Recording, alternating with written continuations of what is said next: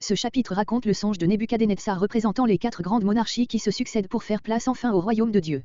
Ce sujet est repris et développé par la vision du chapitre 7.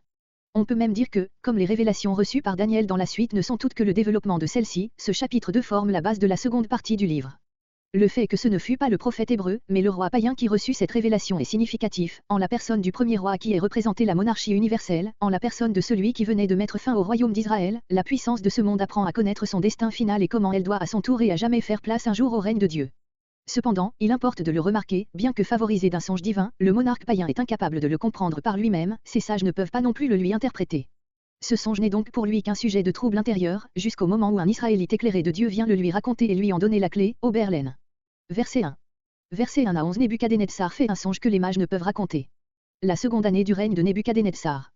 Ce monarque ne devint réellement roi qu'en 604, soit la 6e année de Jéhoiakim. Nous avons déjà vu, Daniel 1.1 note, que, si Nebuchadnezzar est appelé roi avant cette époque, c'est par anticipation, le passage Jérémie 25.4 doit aussi être expliqué en partant du commencement de sa régence. Si l'on admet que les jeunes Israélites ont été envoyés à Babylone immédiatement après la prise de Jérusalem, 606, ils avaient déjà terminé les 3 années d'études dont il est question Daniel 1.5, Daniel 1.18, à l'époque de la seconde année de Nebuchadnezzar, c'est-à-dire en 603 à 602.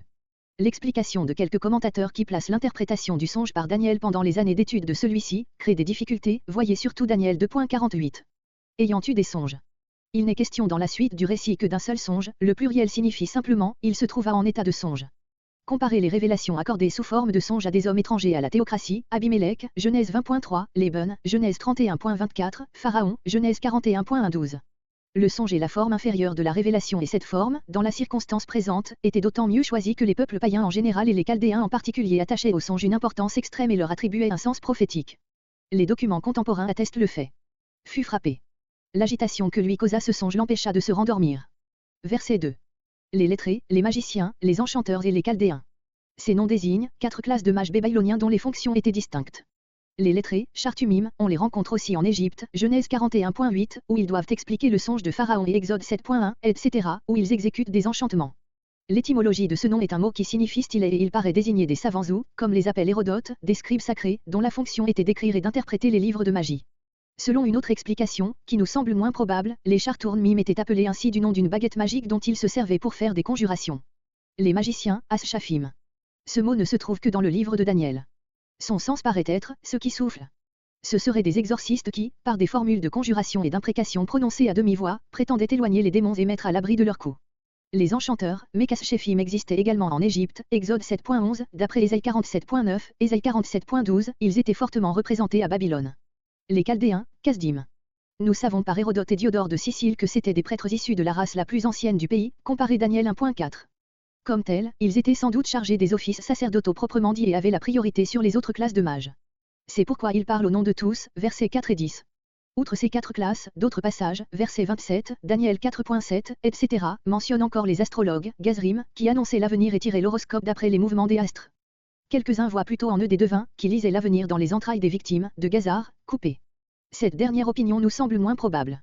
Toutes ces 5 classes sont renfermées dans un terme général, celui de sage, versets entre 12 et 18, Daniel 4.6 et Jérémie 50.35.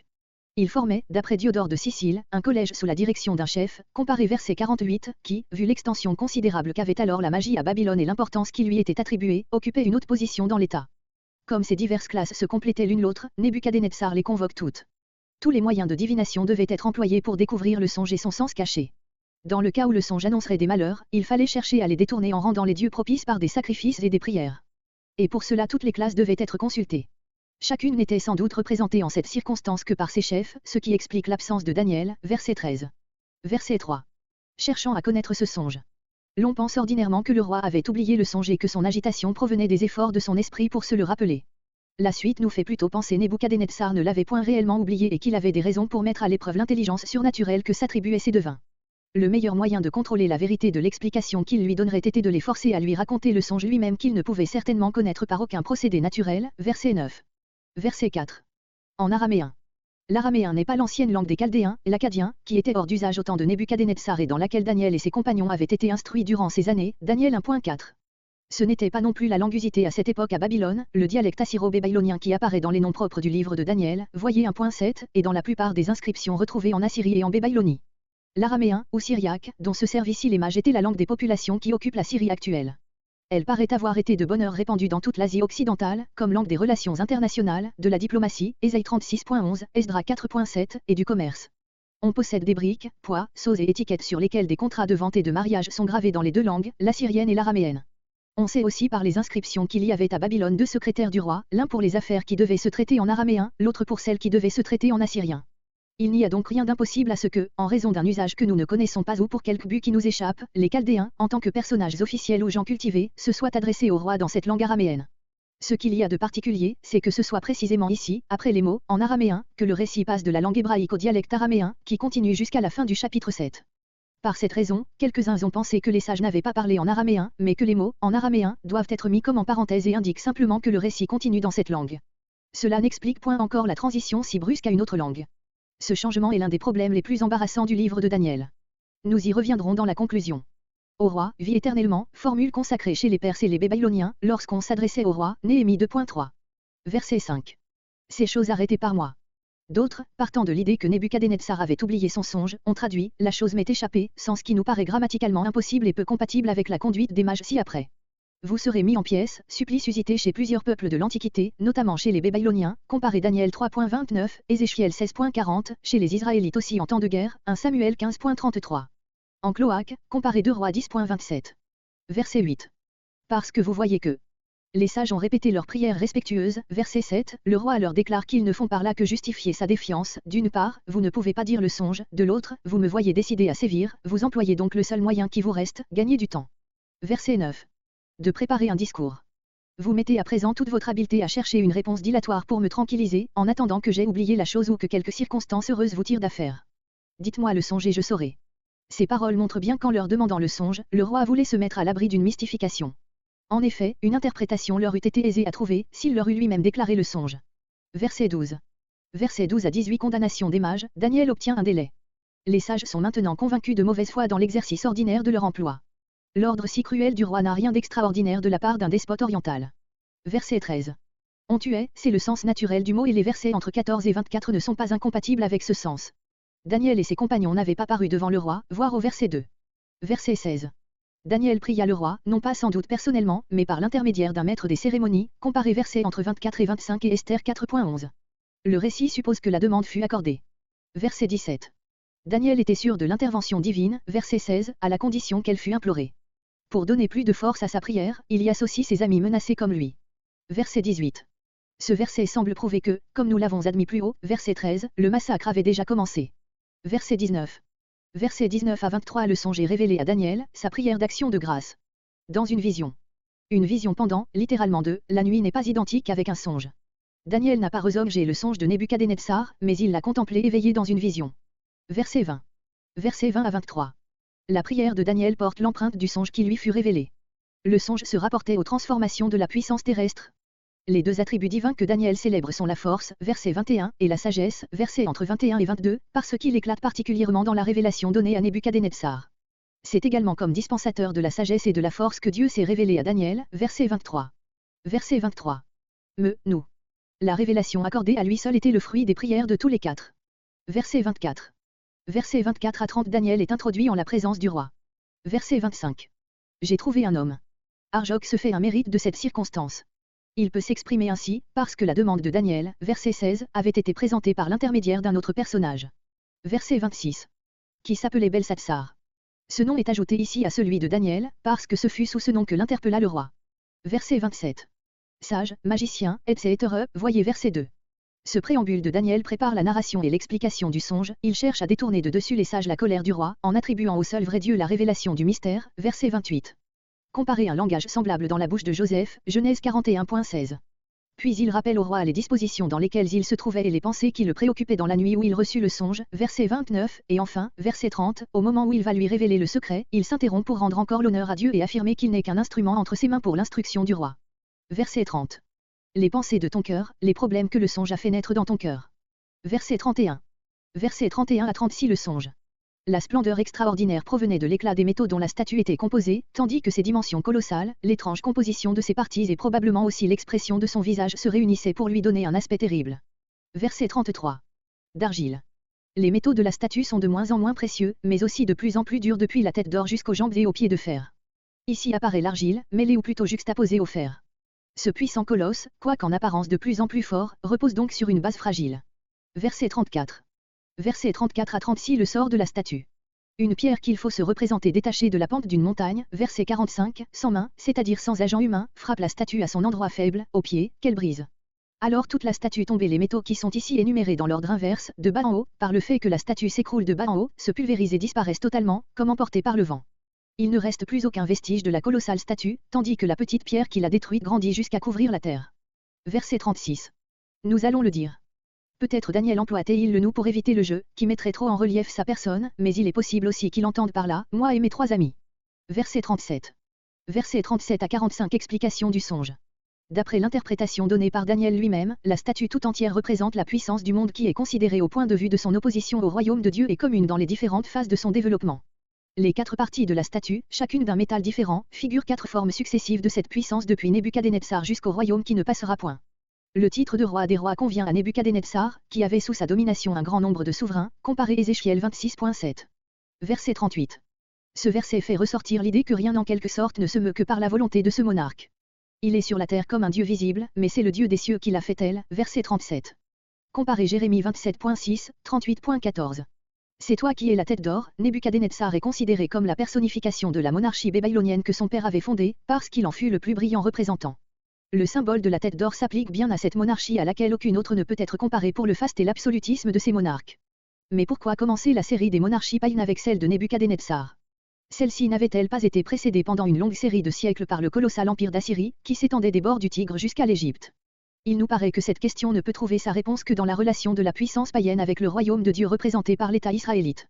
Tant que Jérusalem subsistait encore, la puissance païenne n'était pas illimitée.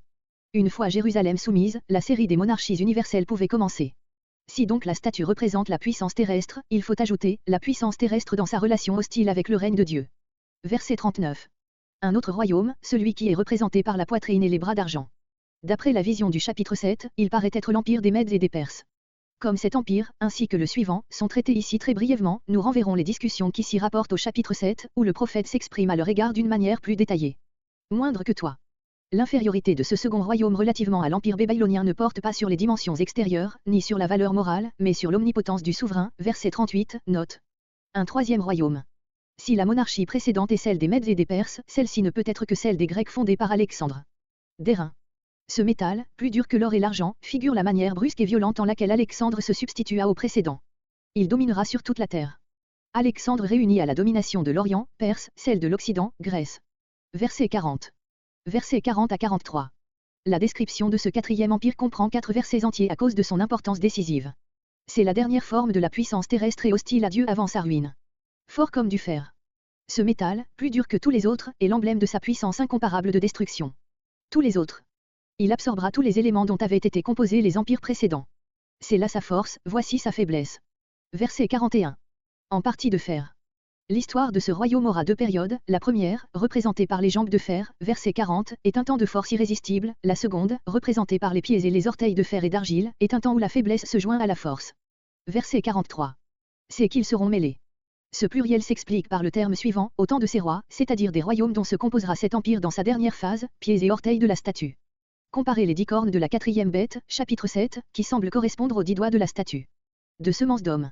On a interprété ces mots comme s'ils désignaient le moyen par lequel sera tentée la réunion des 2 éléments hétérogènes représentés par le fer et l'argile et c'est de ce sens qu'est provenue l'application que font de ces mots plusieurs exégètes à des mariages entre les familles princières de peuples différents et opposés, comparez Daniel 11.6, Daniel 11.17. Mais la préposition employée, bi, est la même que dans les expressions précédentes fer mêlé d'argile, c'est-à-dire avec l'argile et non pas par le moyen de l'argile. Par conséquent, la semence d'homme ne peut être ici le moyen du mélange, mais doit correspondre au second élément lui-même, l'argile. D'ailleurs, dans les passages où elle est employée, l'expression semence d'homme désigne non le mariage, mais le fruit du mariage, la postérité qui en résulte. Comparez 1 Samuel 1.11, où la mère de Samuel demande à Dieu de lui donner une semence d'homme, évidemment un enfant, puisqu'elle continue en promettant de le donner à l'Éternel. Voyez aussi Jérémie 31.27, je peuplerai la maison d'Israël et la maison de Juda d'une race d'hommes et d'une race de bêtes. Ainsi donc à l'élément qui fera la force primitive de ce quatrième royaume s'ajoutera dans la suite des temps un second élément, désigné sous le nom de semence d'homme.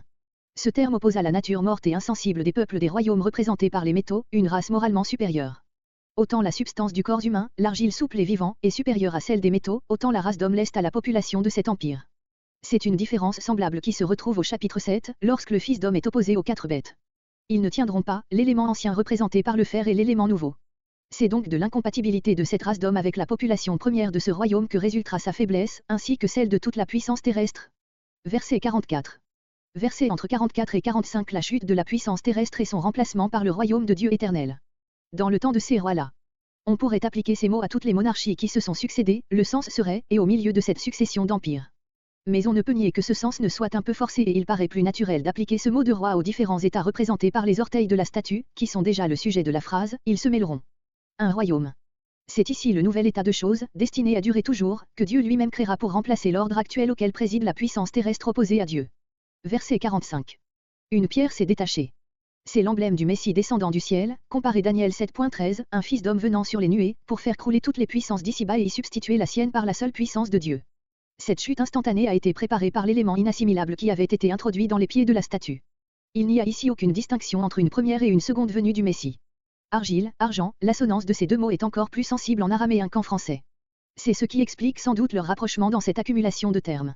Tout ce qui appartient à l'ordre de choses actuelles, même l'élément représenté par l'argile, fera donc place dans cette transformation complète au nouvel état de choses représenté par la montagne qui naît de la petite pierre et couvre la terre, verset 36.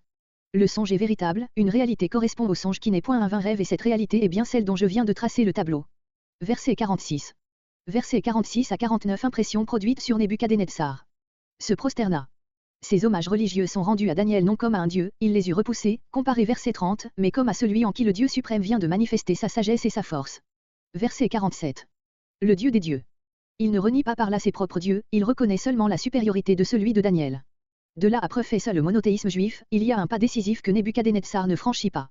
Le révélateur des secrets, comparé verset 28. Chaque dieu du panthéon païen avait sa spécialité, c'est la révélation des secrets qui paraît être l'attribut par lequel Nebuchadnezzar caractérise celui des Juifs. Verset 48. Le roi tient sa promesse, verset 6. Autorité sur la province de Babylone. Daniel est fait gouverneur de cette province. D'après Daniel 3.1, l'empire était divisé en provinces dont chacune avait son gouverneur. En chef sur tous les sages de Babylone. Cette nomination était convenable, puisque Daniel s'était montré supérieur à tous et leur avait sauvé la vie. Verset 49. Le roi permet à Daniel de donner des places à ses amis qui deviennent ses auxiliaires et ses subordonnés dans l'administration de Babylone. Ayant coopéré avec lui au résultat par la prière, ils avaient droit à la récompense. À la cour du roi. Littéralement, à la porte. Destitution de la divination sous toutes ses formes, comparez les énumérations versets 2 et 27, et son remplacement par la révélation prophétique, destitution future de la puissance terrestre sous ses formes successives et son remplacement par le règne de Dieu, voilà les deux grandes idées renfermées dans ce chapitre 2 de Daniel. Et en effet, le monothéisme de l'auteur de ce livre n'est point celui de la raison et de la philosophie. Pour lui le règne du Dieu unique est non une idée seulement, mais un fait historique qui se développe dans l'histoire de l'humanité et qui doit aboutir à un ordre de choses saint et glorieux, à l'organisation parfaite de l'humanité sous le sceptre du roi divin. Ton règne vienne. Telle est la pensée qui domine tout le livre de Daniel. Les 4 empires qui apparaissent ici sous l'image de différents métaux correspondent évidemment à ceux qui sont représentés par les 4 bêtes, au chapitre 7. C'est là que nous chercherons à déterminer l'application de ces emblèmes. La question importante sera de savoir quel est l'état désigné dans les 2 tableaux par le dernier empire. Est-ce la monarchie syrienne, un des 4 états issus de l'empire d'Alexandre et personnifié dans son grand représentant Antiochus Épiphane, le persécuteur des Juifs?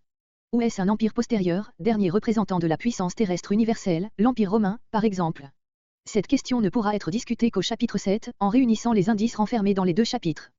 Nous dirons seulement ici que, quelle que soit l'application qui doive être préférée, la semence d'homme, dont il est parlé Daniel 2.43, ne nous paraît pouvoir désigner qu'une race d'hommes d'un caractère particulier, mêlée à la population du 4e empire et qui, par le manque d'homogénéité qu'elle introduit dans l'organisme de celui-ci, l'affaiblit et prépare sa chute, au point qu'il croulera au moindre contact d'une puissance d'ordre supérieur.